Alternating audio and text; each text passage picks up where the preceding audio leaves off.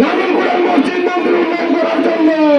যদি আপনারা আমাদেরকে পছন্দ করে থাকেন, যারা আমাদেরকে পছন্দ করে থাকেন, আমাদের বিগত কর্মগুলো পছন্দ করে থাকেন, আপনারা আগামী 12 তারিখ ব্যালট বিপ্লবের মাধ্যমে মাওলানা ইয়াসিন আরাফাতকে জয়যুক্ত করুন। সবাইকে ধন্যবাদ। ইনকিলাব জিন্দাবাদ, বাংলাদেশ জিন্দাবাদ।